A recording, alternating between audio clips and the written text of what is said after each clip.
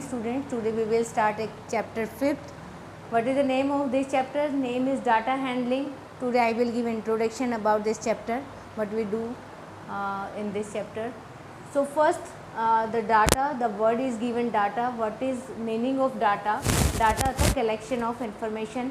देखो information regarding आप class में हो और आपको ये इन्फॉर्मेशन लेने के कितने बच्चे हैं जो कलर ब्लू कलर पसंद करते हैं, कितने बच्चे हैं जो रेड कलर पसंद करते हैं, कितने हैं, तो ये दैट इज़ द इन्फॉर्मेशन कि भाई आपने क्लास में 10 बच्चों को खड़ा किया और 10 बच्चों से पूछा कि आपको कौन सा कलर पसंद है, तो आप उनकी चॉइस जानना चाहते हो, उनके बारे में इन्फॉर्मेशन लेना चाहते हो, तो वो हमारा कलेक्शन होगा किसका, कलर का। फिर हम हॉबीज़ की बात करते हैं। जनरली जब भी कोई फर्स्ट टाइम इंट्रोड्यूस होता है तो वो पूछता है भाई तुम्हारी हॉबीज़ क्या हैं, तो अलग अलग पर्सन्स के हॉबीज़ अलग अलग होती हैं, कलर अलग अलग होते हैं।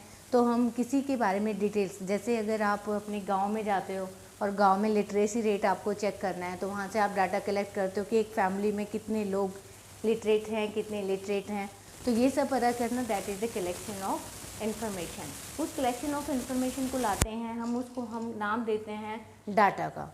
तो अब उसको कैसे हमें फॉर्मेट में लाना है, तो पहले वो जो डाटा होता है वो रो डाटा होता है। मैंने डेफिनेशन एक दिन बहुत बार पूछी जाती है, डेफिनेशन रो डाटा क्या होता है? The data available in unorganised form, उसको ऑर्गेनाइज नहीं किया हुआ था, जैसे कलेक्शन किया है वही डाटा अपना रो है जो हम लेके आए हैं। अब हम उनको ऑर्गेनाइज करेंगे, सिस्टमेटिक ढंग से हम उनको अरेंज करेंगे, फिर हम उसको ग्राफ पे रिप्रेजेंट करेंगे। जब भी हमें कभी कोई कंपनी अपना रेपो रेट दिखाना चाहता है, कुछ भी दिखाना चाहता है, वो किसको रिप्रेजेंट करता है, ग्राफ पे रिप्रेजेंट करता है। उनको ईजी होता है बताना कि हमारा जो रेट है वो इंक्रीज़ हो रहा है या डिक्रीज़ हो रहा है, तो ग्राफ काफ़ी हेल्पफुल होता है। आपके इस चैप्टर में जो ग्राफ हैं वो आपका सबसे पहले आपने डिस्कस किया था इन 6th class pictograph and bar graph.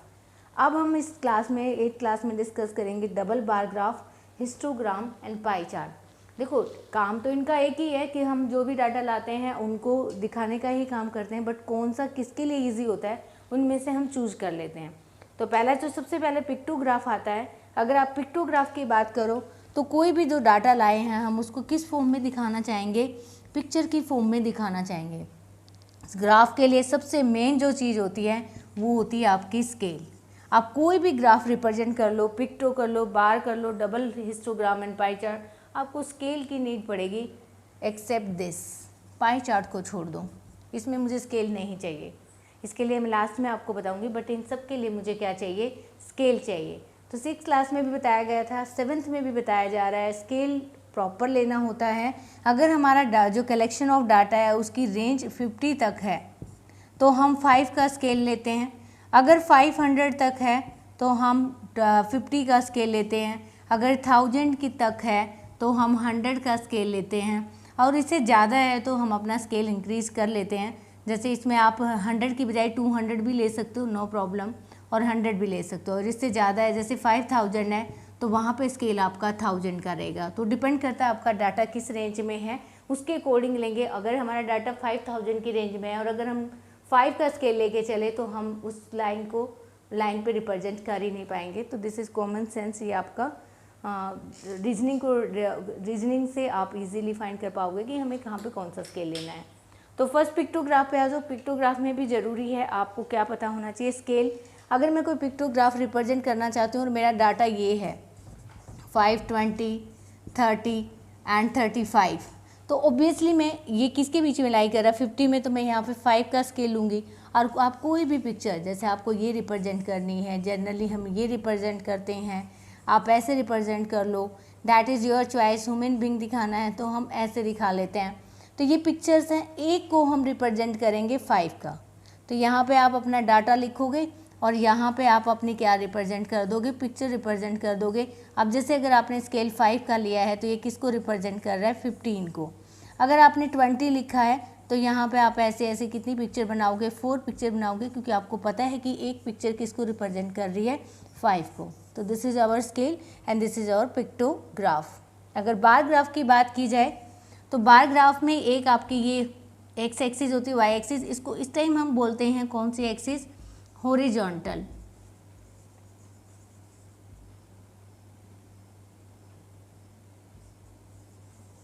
Horizontal axis या हॉरिजॉन्टल बोलो, इसको हम बोलते हैं वर्टिकल। अब आपका एक वर्टिकल हो गया, हो गई, ये आपकी हॉरिजेंटल हो गई। अगर आपको यहाँ पे डाटा गिवन है तो आप सबसे पहले यहाँ राइट करोगे नंबर ऑफ स्टूडेंट, यहाँ पे आपकी क्या होगी फ्रीक्वेंसी, यहाँ फ्रीक्वेंसी होती है और यहाँ पे क्या होता है आपका data. Frequency you know very well की फ्रीक्वेंसी क्या होती है, जो जितनी बार आए वही अपनी फ्रीक्वेंसी होती है। अगर 5 आपका 5 बार आया तो 5 आपकी क्या हो जाएगी frequency. This is our data, ये हमारा नंबर है और 5 हमारी क्या हो जाएगी फ्रीक्वेंसी। और बार ग्राफ को हम रिप्रेजेंट करते हैं ऐसे, तो ये आपका क्या हो गया bar graph by the single bar, इसको बार बोला जाता है इसलिए इस ग्राफ का नाम क्या दिया जाता है बार ग्राफ। तो ये जो सिंगल बार हैं ये आपके बार ग्राफ को रिप्रेजेंट करते हैं। डबल बार ग्राफ में ये डबल हो जाती हैं आपकी बार्स। अगर आपको एक साथ ही एक स्टूडेंट की 2 हॉबीज़ साथ लेके चलनी है, आप कलर भी ले रहे हो गेम भी ले रहे हो, तो आपका सिंगल बार ग्राफ से काम नहीं चलेगा, वहाँ पे आपको यूज़ करना पड़ेगा डबल बार ग्राफ। तो यहाँ जब आपका यहाँ नीचे स्टूडेंट्स और यहाँ पे उनकी क्या हो जाएगी फ्रीक्वेंसी, और आप यहाँ पे डबल बार ग्राफ लेके चलोगे साथ में ही। जैसे एक ही स्टूडेंट का आपने उसकी हॉबीज़ भी ली हैं और उसका कलर भी लिया है, तो ये आपका डबल बार ग्राफ रिप्रेजेंट करेगा। हालांकि डिस्कस नहीं होना है ना डबल बार ग्राफ, ना बार ग्राफ, ना पिक्टोग्राफ, ये ऑलरेडी हम 7th क्लास में 6th क्लास में कर चुके हैं। मेन है इसमें हिस्टोग्राम एंड पाई चार्ट, तो अब सबसे इसमें डिस्कस करेंगे सबसे पहले हम हिस्टोग्राम को और पाई चार्ट को। Here is given first important histogram. Histogram क्या होता है, that is group data represent. सबसे पहली बात तो है जो अनऑर्गेनाइज डाटा नहीं होता, इसमें ग्रुप डाटा होता है, ग्रुप डाटा को रिप्रेजेंट करता है histogram. There is no gap between the class interval, class interval के बीच में कोई गैप नहीं होता। जैसे अगर आपको हिस्टोग्राम ड्रॉ करना है तो हिस्टोग्राम में अगर एक आपने यहाँ पे लिया है तो कंटिन्यूसली देखो सिंगल है, डबल बार ग्राफ की बात नहीं कर रही मैं, इस डाटा के साथ ही आपका सेकेंड वन आएगा। ये आपका फर्स्ट स्टूडेंट है, जैसे ये बात करो रवि की, तो ये किसकी बात कर रहा है राहुल की, और नेक्स्ट किसकी बात करो आप जैसे हर्ष की। तो इन स्टूडेंट्स का अगर मैंने डाटा लिया है तो वो कंटिन्यूस डाटा होगा, उनके बीच में कोई गैप नहीं आएगा। और सेकेंड वन आप किसी और स्टूडेंट को ले रहे हो तो इस डाटा को देखो, there is no gap between the class interval, class interval के बीच में कोई गैप नहीं है, इसको कहते हैं हम हिस्टोग्राम। समटाइम्स इसमें क्या होता है डाटा आपका जैसे स्टार्टिंग फ्रॉम जीरो से नहीं होता स्टार्ट। आपको हो सकता है कि आपका डाटा एक बार 100 दे के और फिर सीधा 2000 दे दे, तो आप गैप लोगे तो 0 to 100 लेना पड़ेगा, ये पॉसिबल नहीं है। तो इस केस में हम 0 से जब कभी भी डाटा, देखो नॉर्मली तो 0 से स्टार्ट होता है, बट इन केस अगर 0 से स्टार्ट ना हो और आपको कहीं बड़े नंबर से स्टार्ट करना है, जैसे 500 से स्टार्ट करना है, तो आप कर सकते हो। आप यहाँ तो वही राइट करोगे, बट यहाँ पे 0 नहीं ले रहे हो तो यहाँ पे क्या डालना होता है आपको, छोटा सा एक जिगजैग लाइन डालनी होती है जिसको हम क्या बोलते हैं KINK, किंक। क्या नाम देते हैं, किंक का नाम देते हैं। अगर आपको डाटा 0 से नहीं शुरू करना, आपको डाटा सीधा डायरेक्टली 400 से शुरू करना है, तो आप डायरेक्टली 400 से शुरू कर सकते हो, क्या डाल के kink, that is the zigzag line जो हिस्टोग्राम में पॉसिबल है। ठीक है, तो I hope you will understand this कि आपको डाटा कैसे लेना है, इसमें कोई गैप नहीं लेना। ये तो स्केल नॉर्मली जो लेते हैं हम वही लेंगे जो bar graph double bar graph में लेते हैं, बट यहाँ पे कोई गैप नहीं है, ये डबल बार ग्राफ नहीं है, दिस इज़ हिस्टोग्राम। अगर इनके बीच में कोई इंटरवल नहीं है, ये कंटिन्यूस जा रहे हैं, तो उसको हम कहते हैं हिस्टोग्राम। नेक्स्ट आपका आता है most important pie chart. Pie chart होता है data represent on a circle, इस पर सर्कल में रिप्रेजेंट किया जाता है, इसको हम सर्कल ग्राफ भी कहते हैं।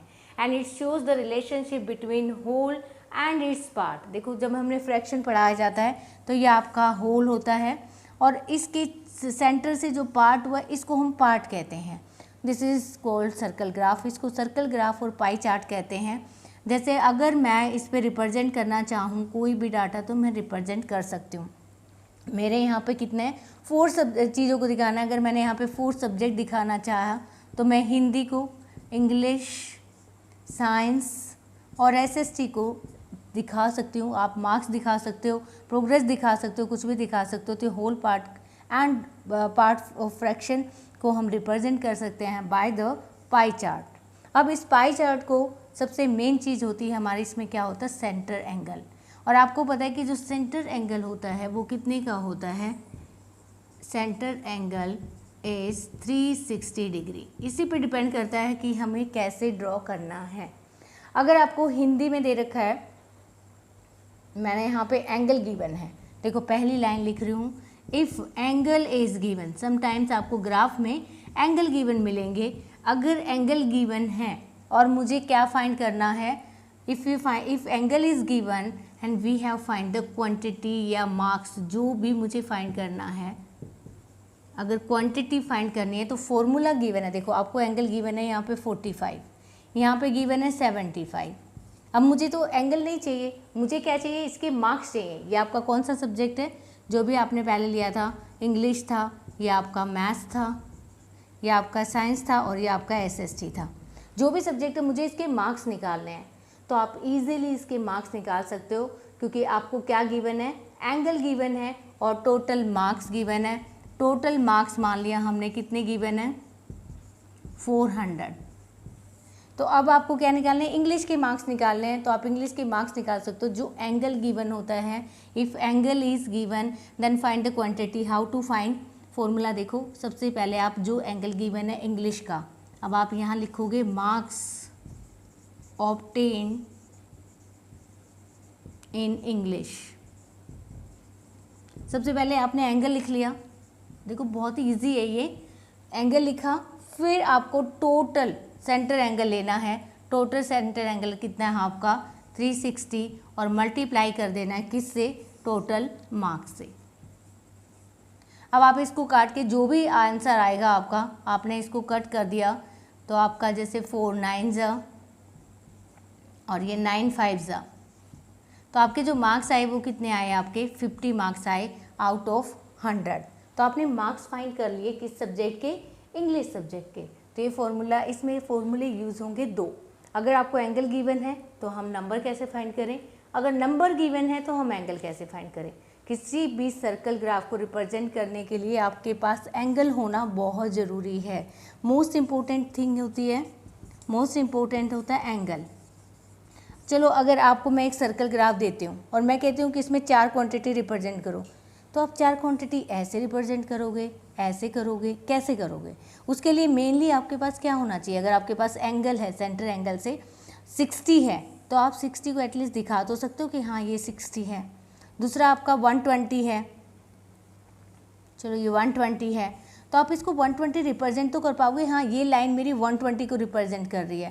But without angle we can't represent the circle graph. हम सर्कल ग्राफ को एंगल के बिना रिप्रेजेंट नहीं कर सकते। अगर आपको एंगल गिवन है तो इट मीन्स वो आपसे मार्क्स पूछ रहा है, सर्कल ग्राफ बनाने के लिए नहीं कहेगा। अगर आपको क्वांटिटी गिवन है तो आपको सर्कल ग्राफ या पाई चार्ट बनाने को कहेगा और उसका फॉर्मूला और राइट कर लो। अगर आपको एंगल फाइंड करना है तो सेकेंड फॉर्मूला ये आपका फर्स्ट फॉर्मूला है, this is very important. And now second formula, आपको अगर एंगल फाइंड करना है तो सबसे पहले जितने नंबर, चलो उसके नंबर आए थे कितने, 50, टोटल नंबर कितने थे उसके 400, एंड मल्टीप्लाई बाय 360।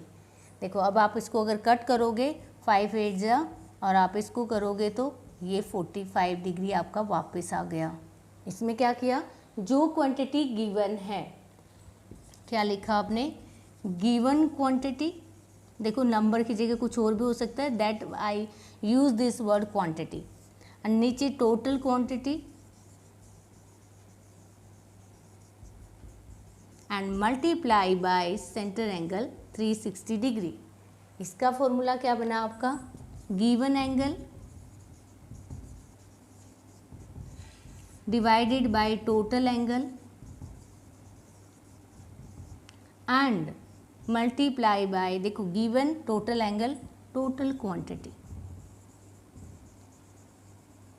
या गिवन क्वांटिटी। तो these are 2 formulas. So I will give only introduction of exercise, only 2 exercise. The one topic is remaining, that name is probability. So in the next lecture we will discuss about the probability.